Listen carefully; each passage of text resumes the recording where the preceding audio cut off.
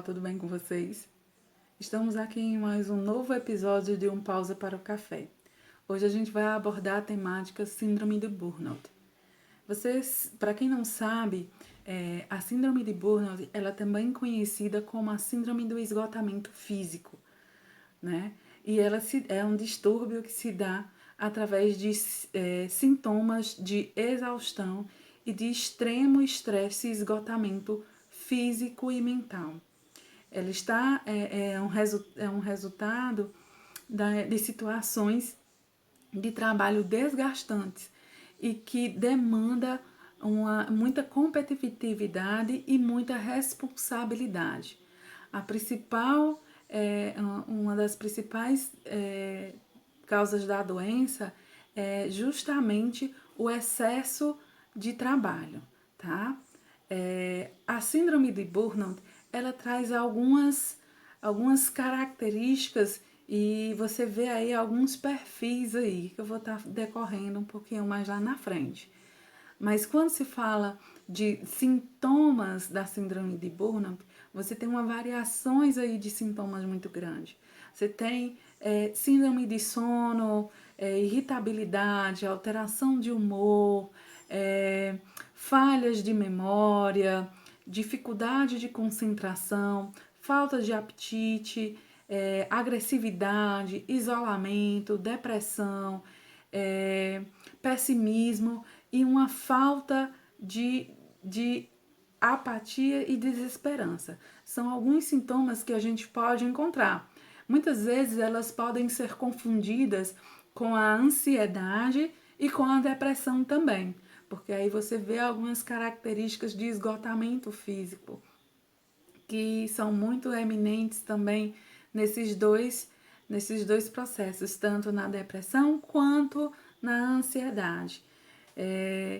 Quando a gente é importante a gente colocar alguns pontos importantes aí da síndrome de Burnout. Uma é que a gente percebe tem um perfil que são de pessoas como o Auken Hocklin, que são aquelas pessoas que trabalham demais, que têm a vida voltada para o trabalho, não tem uma vida pessoal e sua vida é inteiramente ligada ao trabalho. Tudo que elas fazem estão voltadas para o trabalho e gastam muito ponto das suas energias e se desgastam também voltando para as suas atividades laborais. Outro perfil são aquele perfil de pessoas perfeccionistas, que querem tudo perfeito e isso acaba desgastando muita energia e aí vai surgindo aí o esgotamento físico, né? São pessoas também que se cobram, tanto cobram a si mesmo ou em alguns momentos são aquelas pessoas que são cobradas dos seus superiores, dos seus gestores, né? Isso acaba aí trazendo uma doença, por isso que ela é muito comum dentro do ambiente de trabalho, né? Você tem algumas pesquisas que já foram feitas, você tem 7 a cada 10 pessoas, né, no ambiente de trabalho, ela vai ou tem ou vai desenvolver a síndrome de Burnout. Então isso é muito interessante a gente estar conversando aqui, é uma temática que muitas vezes são pouco conhecidas e que a gente acaba tendo os sintomas e não acaba identificando quais são as causas disso. Ela também não está voltada só para uma questão de trabalho. É todo o ambiente que me faz gerar esse esgotamento físico, mental, emocional. Pode ser num ambiente familiar desgastante ou pode ser em alguma tarefa que está me demandando demais e me desgastando demais.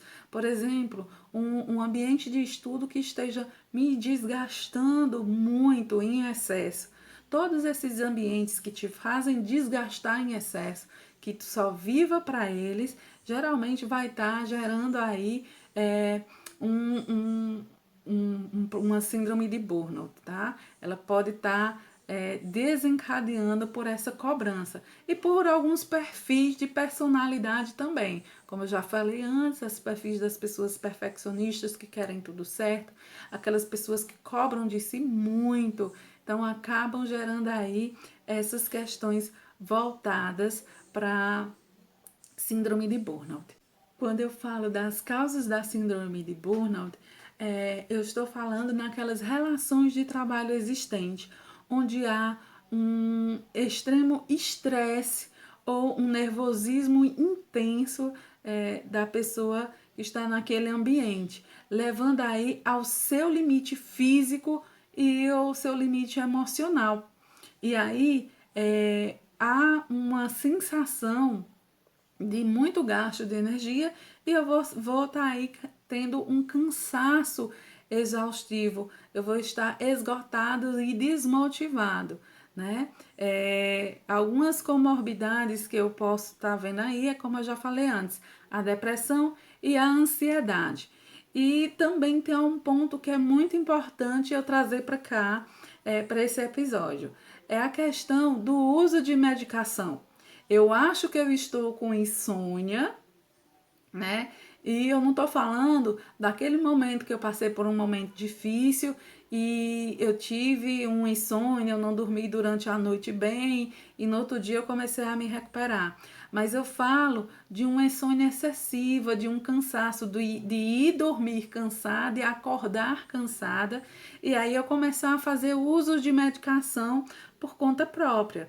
Quando eu começo a fazer isso, eu posso até chegar a dormir, mas eu estou camuflando, né, a identificação aí que possa estar acontecendo com o distúrbio da síndrome de burnout, né? Por eu estar fazendo, e aí você vê também um perfil de pessoas que têm uso excessivo de medicamentos para dormir, porque elas não conseguem mais dormir e aí elas acabam fazendo esse excesso sem conseguir identificar o que é que está acontecendo com ela para tomar realmente as medidas cabíveis para estar solucionando aí ou tentando se ajudar dentro desse processo. Outro ponto que a gente pode estar falando é que existe aí um excesso físico, mental e emocional, como eu sempre estou ressaltando aqui, mas é importante a gente se alientar o que é que pode ser feito para tentar melhorar ou tentar modificar esse estado no qual eu possa estar nesse momento, tá? A síndrome de burnout, ela está relacionada com um excesso muito grande de estresse e um excesso muito grande de coisas que eu estou fazendo e que está me esgotando e trazendo uma certa irritabilidade, certo? Eu estou perdendo-me dentro desse processo porque eu não estou tendo um momento para mim. Então, inicialmente, quando se faz algumas intervenções iniciais, que elas podem ser uma intervenção inicialmente psicológica, onde é identificado isso, certo? E nessa identificação eu começo a trazer algumas questões onde essa pessoa volte para si. Olha o que é que pode estar fazendo, mas com a questão de relaxamento, um momento para ela. E quando eu falo em relaxamento, tudo que traz a sensação de prazer e de bem-estar. Como, por exemplo, ouvir uma música, ler um livro que não seja voltado para aquilo que eu esteja trabalhando, que não seja voltado para aquele assunto da faculdade ou da minha disciplina de escola, certo? Mas seja algo que me dê prazer, que seja algo que eu faça e tire um momento para mim.